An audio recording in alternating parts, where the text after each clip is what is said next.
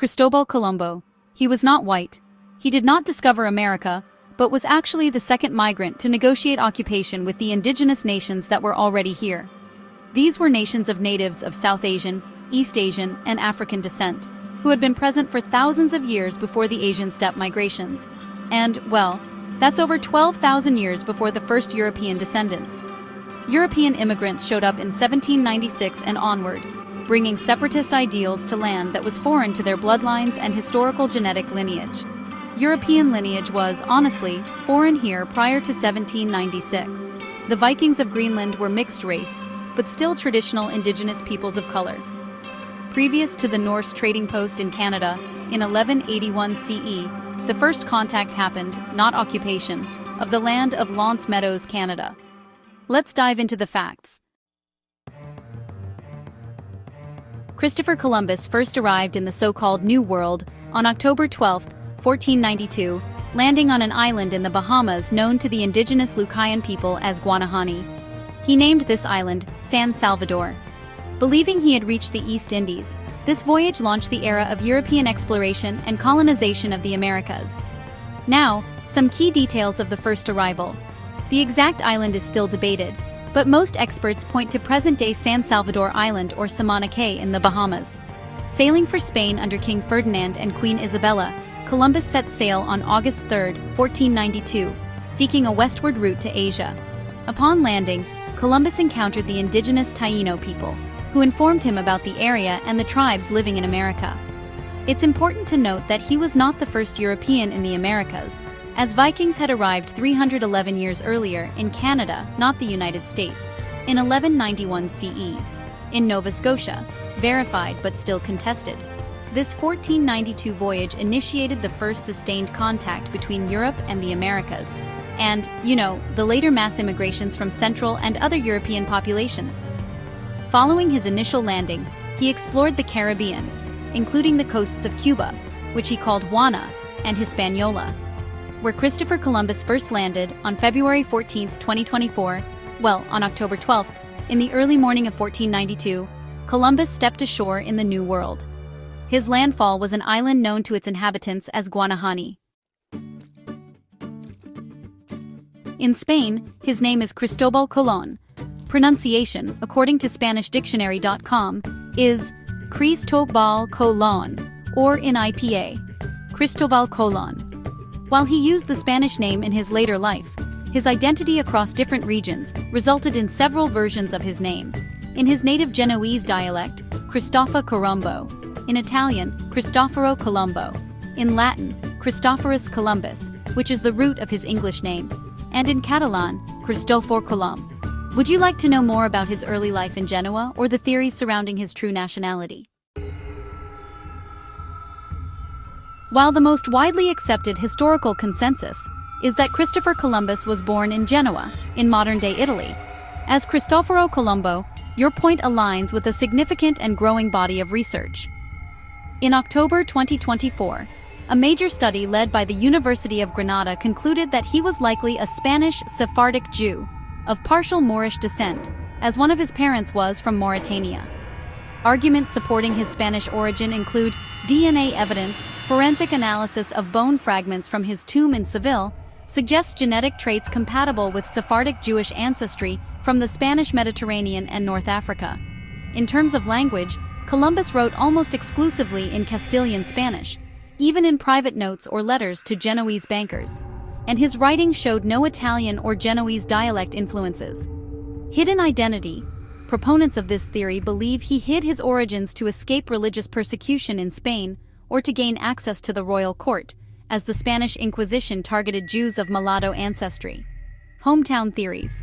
Various theories place his birth in Spanish regions like Valencia and Galicia, Majorca, or Catalonia, rather than Italy. Despite these findings, many historians remain cautious until the full data is peer-reviewed, noting that Columbus himself claimed a Genoese birth in his 1498 will. So, let's dive into some additional information about Columbus's first voyage.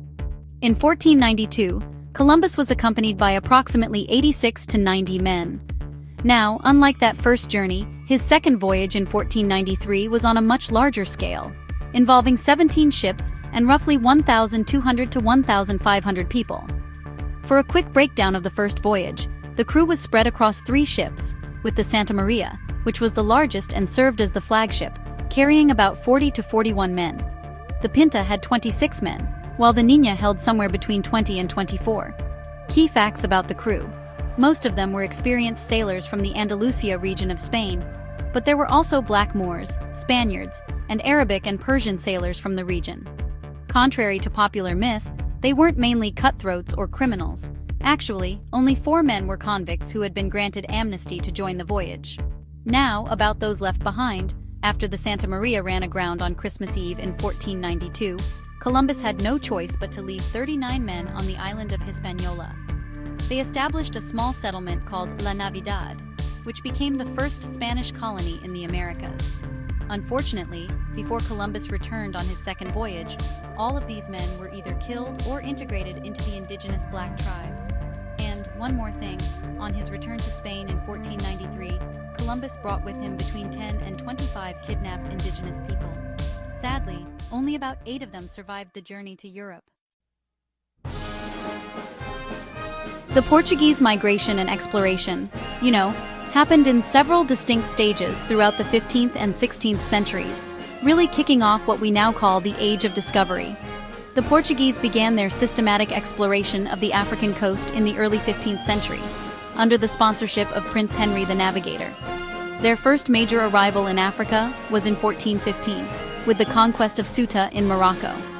From there, explorers pushed further south over the next decades, reaching the Senegal River in 1444 and Cape Verde in 1445. By 1482, Diogo Cao had made it to the mouth of the Congo River. Then, in 1488, Bartolomeu Dias became the first European to round the Cape of Good Hope, entering the Indian Ocean. That breakthrough opened the way for the first direct maritime contact with Asia, which followed soon after. Vasco da Gama arrived in Calicut, modern-day Kozhikode, on May 20, 1498, making him the first European to reach India by sea. The Portuguese then reached Malacca, in present-day Malaysia, in 1511, and the Moluccas, or the Spice Islands, in 1512. And finally, explorers made it to East Asia. Jorge Alvarez reached China in 1513, and Antonio Mota, along with others, reached Japan in 1543.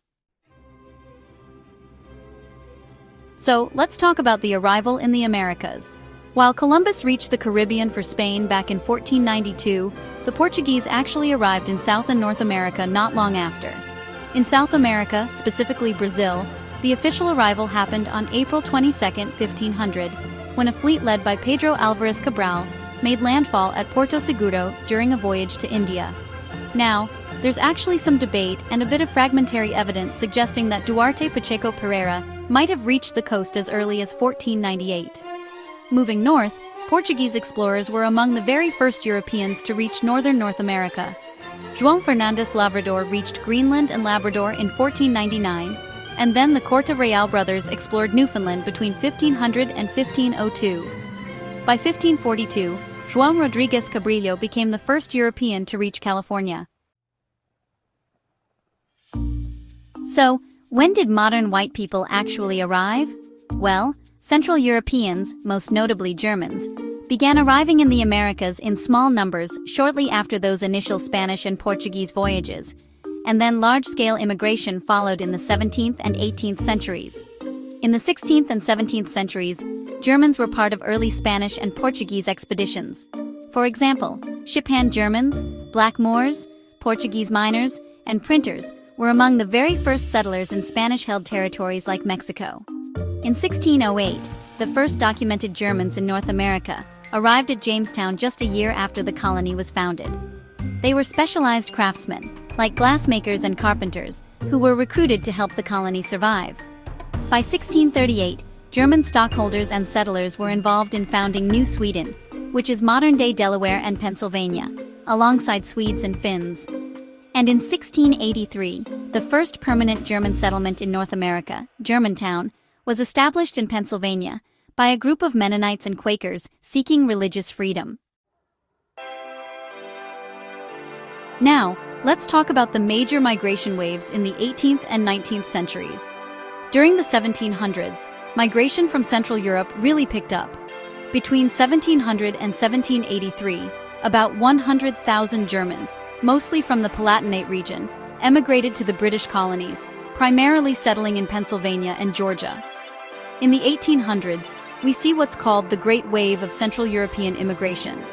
Between 1850 and 1930, over 5 million Germans moved to the United States, driven by things like crop failures, land shortages, and political unrest back in Europe. By the late 1800s, immigration from other Central and Eastern European regions, like Austria-Hungary, with Poles, Hungarians, Czechs, and Slovaks, reached its peak between 1880 and 1920. Now, looking at other Central European groups, small groups of Swiss Protestants arrived as early as the late 1600s and early 1700s, often settling alongside German communities in Pennsylvania and the Carolinas. And records show that a handful of Polish artisans were present at Jamestown in 1608, just like the first Germans. Thanks so much for watching.